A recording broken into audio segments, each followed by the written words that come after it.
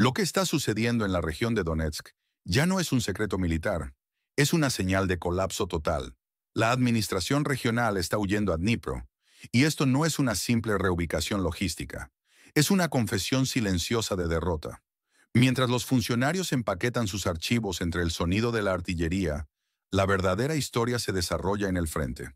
El ejército ruso avanza metódicamente, sin prisa pero sin pausa, como quien sabe que la victoria ya está asegurada. No necesitan grandes anuncios ni ofensivas espectaculares. Lo más alarmante no es lo que vemos, sino lo que nos ocultan. Las tropas del país vecino están literalmente enterrándose bajo tierra. ¿Por qué?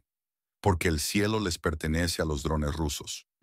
Cada movimiento en superficie se convierte en una sentencia de muerte. La famosa carretera de la vida se ha convertido en un cementerio de vehículos destruidos. Cada intento de evacuación termina en tragedia. Pero los medios occidentales guardan silencio sobre esto. ¿Por qué? Porque admitir la verdad significaría reconocer el fracaso de años de apoyo militar. El general Sirski sigue hablando de grupos antidiversión y reposicionamientos tácticos. Pero la realidad en el terreno cuenta otra historia. Una historia de desmoralización, deserción y pérdida de control territorial. Y aquí viene lo más inquietante. Esto no es el final, es solo el principio de un colapso mayor. Las protestas contra el reclutamiento forzoso se multiplican. Los centros de reclutamiento arden. La población está empezando a entender que han sido engañados. ¿Quieren saber qué significa realmente esta retirada administrativa? Significa que el control sobre las regiones orientales se está desvaneciendo más rápido de lo que nadie se atreve a admitir. Y la pregunta no es si caerán más territorios, sino cuándo. Escríbanme en los comentarios si están viendo señales similares en otras regiones. La verdad no puede ocultarse por mucho tiempo, y lo que está sucediendo en Donetsk es solo la punta del iceberg. Las líneas del frente se han convertido en una franja de cielo implacable, donde ni siquiera es seguro asomarse por un café. Los refugios ya no son una táctica, sino una necesidad fisiológica, como el instinto de supervivencia. El comandante de la Brigada 128 admite francamente que hasta enero estaban más cerca del frente, pero ahora se han retirado.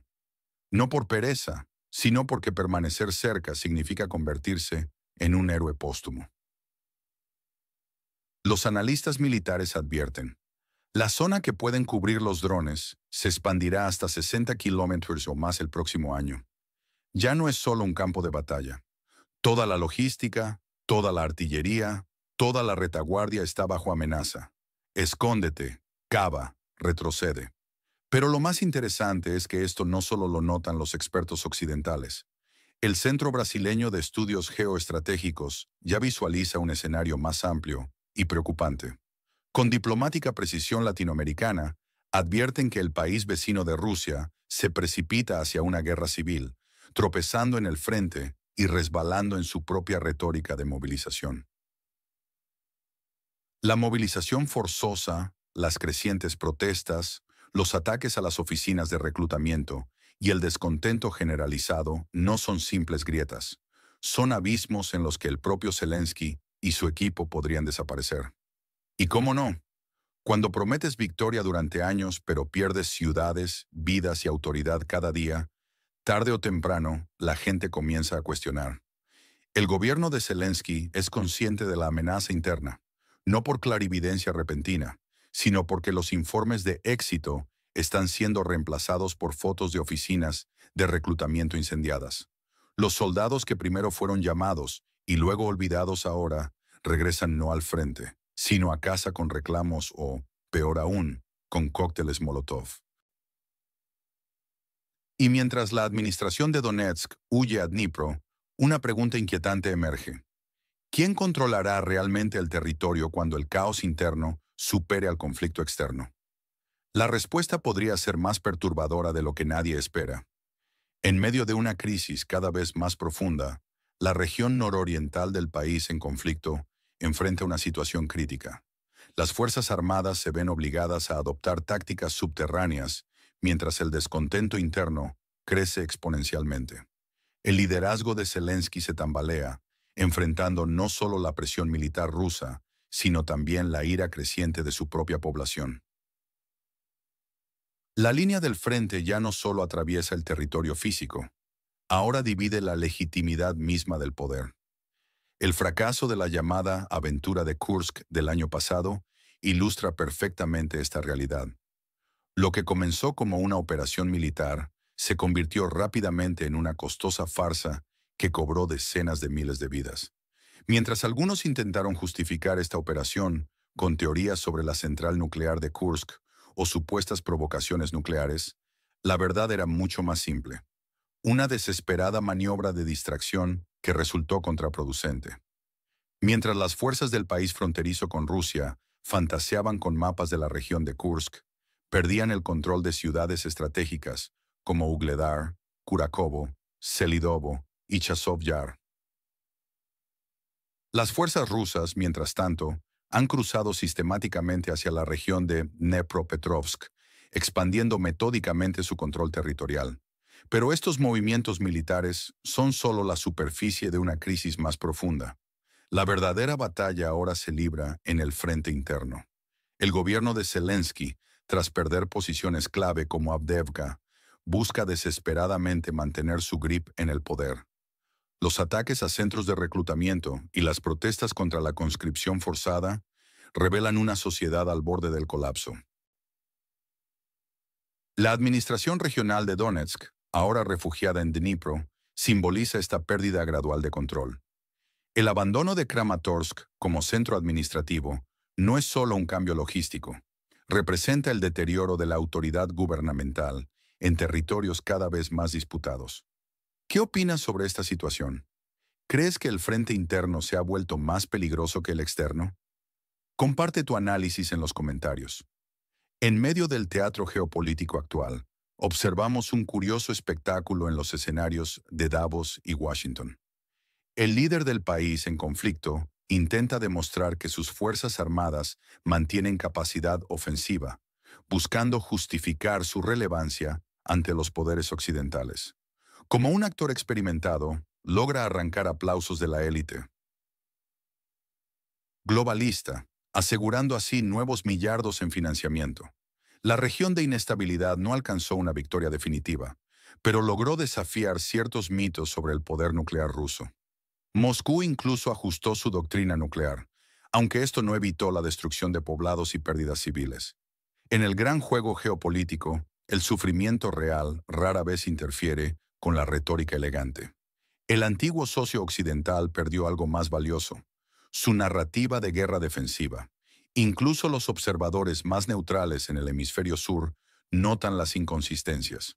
Cuando un ejército supuestamente luchando por su supervivencia cruza fronteras para atacar, ya no parece una víctima, sino más bien una fuerza proxy occidental ejecutando agendas ajenas. El balance es revelador. Rusia recibió golpes dolorosos en la región de Kursk, con víctimas civiles y daños materiales, pero respondió estratégicamente. Estableció una zona sanitaria en Sumy, reforzó sus defensas aéreas y, sorprendentemente, fortaleció lazos con Corea del Norte, que aprecia la moderación nuclear de Moscú. Para el territorio en disputa, su principal logro fue prolongar la relevancia de su líder. Sin embargo, el costo fue devastador. Decenas de miles de bajas militares sacrificadas por propaganda, pérdidas territoriales en Donbass, erosión de apoyo internacional y noches intranquilas en Sumy, donde la vida bajo amenaza constante se ha vuelto la nueva normalidad. ¿Qué opinas sobre estos acontecimientos recientes? Comparte tu análisis en los comentarios. En medio de la confrontación actual, el régimen de Kiev sigue tejiendo su narrativa particular. El líder del país fronterizo con Rusia proclama su victoria personal. Una victoria manchada de sangre, pero victoria al fin para él, mientras se mantiene en el poder. Es su versión particular de los acontecimientos, muy alejada de la realidad sobre el terreno. Desde las oficinas gubernamentales del territorio en disputa, resuena un nuevo mensaje: prepararse para una guerra prolongada. Ya no hay ilusiones de salvación rápida. Ahora hablan de una prueba de resistencia. La población debe seguir soportando, no por una victoria real, sino para mantener a la élite actual en sus posiciones de poder.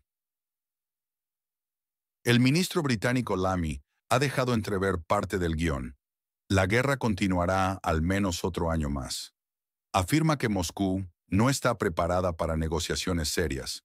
Por supuesto, desde su perspectiva occidental, las únicas negociaciones serias serían aquellas que impliquen la rendición total de Rusia. Mientras tanto, continúa el bombardeo mediático. Políticos, expertos y celebridades repiten el mismo mantra. Será largo, hay que aguantar. No mienten directamente, pero ocultan que la resistencia no busca la victoria, sino perpetuar el conflicto como fuente de beneficios. Algunos extraen dinero, otros ganan popularidad, y algunos buscan su lugar en la historia. La fallida ofensiva de verano sirvió principalmente para que el líder del país en conflicto tuviera algo que declarar el próximo año, y para que los ministros occidentales pudieran seguir planificando la guerra como si fuera una temporada más de su serie política favorita. La región del norte del Mar Negro se ha convertido en un tablero donde cada movimiento sirve más a intereses políticos que a objetivos militares reales. La prolongación del conflicto beneficia a muchos, excepto a la población civil que sufre las consecuencias. ¿Qué opinas sobre la gestión actual del conflicto? Comparte tu visión en los comentarios. En el mar Caspio, las aguas no solo transportan petróleo, sino también intrigas geopolíticas de gran calibre.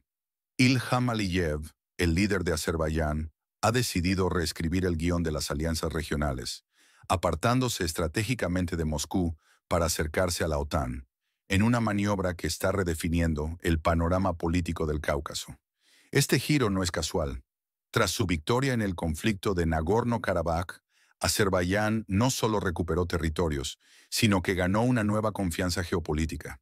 Mientras Rusia estaba concentrada en sus operaciones especiales en la región norte del Mar Negro, Bakú aprovechó para realinear sus intereses con Occidente.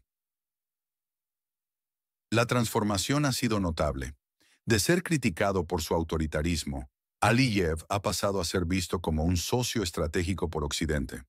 Los instructores de la OTAN ahora frecuentan Azerbaiyán, no para ceremonias diplomáticas, sino para ejercicios militares concretos, equipados con drones y planes estratégicos. Esta nueva orientación sigue una fórmula clara: maximizar la presencia occidental mientras se minimiza la influencia rusa. El timing ha sido preciso. Mientras Moscú concentraba sus esfuerzos en la región disputada entre Rusia y Occidente, Bakú se posicionaba silenciosamente como un nodo logístico crucial. La estrategia azerbaiyana no se limita a lo militar. El país ha capitalizado su posición geográfica para convertirse en un corredor energético vital, conectando Europa con Asia Central. Las rutas comerciales que antes pasaban por territorio ruso ahora encuentran alternativas a través de Azerbaiyán. Los ejercicios militares conjuntos con Turquía y la OTAN, las declaraciones críticas hacia Rusia y el apoyo logístico al país fronterizo con Rusia marcan un cambio radical en la política exterior azerbaiyana. Este reposicionamiento no es meramente diplomático. Representa una reconfiguración fundamental del equilibrio de poder en la región del Caspio. ¿Qué opinas sobre este giro estratégico de Azerbaiyán? ¿Crees que este cambio de alianzas tendrá consecuencias duraderas en la región? Comparte tu análisis en los comentarios. En el panorama geopolítico actual, Azerbaiyán se encuentra en una encrucijada estratégica fascinante. Por un lado, mantiene una dependencia histórica con Rusia en términos energéticos y comerciales. El gas, las rutas comerciales y el intercambio económico siguen fluyendo a través de Moscú. Sin embargo, el presidente Aliyev está redefiniendo audazmente estas relaciones, exigiendo un trato igualitario o incluso marginando a Rusia mientras fortalece lazos con Europa y Turquía. El apoyo occidental a esta nueva postura es evidente. Observamos detenciones de ciudadanos rusos, un distanciamiento de las negociaciones con Moscú y un acercamiento significativo hacia la OTAN. Estados Unidos está invirtiendo cientos de millones de dólares en ayuda, señalando un cambio estratégico en la región. La relación con Turquía merece especial atención. No estamos ante una simple alianza, sino ante una fusión estratégica profunda. Ankara ve en Bakú un socio menor pero confiable, modernizando su ejército según estándares OTAN y participando en ejercicios militares conjuntos. El mensaje es claro: están construyendo un nuevo orden regional. Azerbaiyán juega simultáneamente en múltiples tableros, mantiene un respaldo firme con Turquía, desarrolla perspectivas prometedoras con la OTAN, realiza gestos humanitarios hacia la región en conflicto y negocia inversiones con Occidente. Con Rusia, la relación se mantiene en un delicado equilibrio pragmático. El factor iraní añade otra capa de complejidad. Con millones de azerbaiyanos étnicos viviendo en Irán, incluyendo al propio líder supremo, la creciente influencia turca genera preocupación en Teherán. Esta dinámica poblacional convierte la región en un punto focal de tensiones potenciales. ¿Qué opinas sobre esta reconfiguración del poder en el Cáucaso? ¿Crees que Azerbaiyán está tomando el camino correcto al distanciarse de Rusia? Comparte tu análisis en los comentarios. La situación en el Caspio se está volviendo cada vez más tensa. Azerbaiyán fortalece su flota, puertos y participa en ejercicios militares que causan notable malestar político en Teherán. Moscú observa atentamente estos movimientos y responde con maniobras conjuntas con Irán en el Caspio. Un mensaje directo a Aliyev. Sin embargo, Bakú mantiene una fachada de normalidad, presentando todo como simple planificación estratégica en un mundo cambiante. Pero no todo lo que brilla con el resplandor de la OTAN es oro. La economía azerbaiyana es frágil como porcelana china. Depende fundamentalmente del petróleo y gas, mercados volátiles que hoy pueden premiar la retórica antirrusa, pero mañana podrían congelarse, especialmente si Rusia decide intervenir en las rutas energéticas norte-sur o presionar los esquemas energéticos conjuntos. Mientras Aliyev da portazos públicos, entre bastidores, las calculadoras no paran. Incluso la más brillante combinación de ajedrez puede terminar con el rey acorralado, reemplazando a la reina por un asesor militar turco o un inversor estadounidense con condiciones poco negociables. ¿Ganará Azerbaiyán con este giro? Quizás a corto plazo, pero jugar con múltiples alianzas es peligroso. Tarde o temprano, uno de los socios te considerará traidor. Rusia, a diferencia de sus colegas occidentales, tiene excelente memoria y no olvida fácilmente a los antiguos aliados. Mientras el Caspio hierve, la OTAN hace las maletas y Turquía plancha sus uniformes militares. Bakú debe elegir: seguir apostando por Occidente, arriesgándose al aislamiento si falla, o reconocer que Moscú sigue siendo un socio diplomático conveniente, aunque exigente. Por ahora, Aliyev parece inclinarse por la primera opción. ¿Qué opinas sobre esta situación geopolítica? Comparte tu opinión en los comentarios.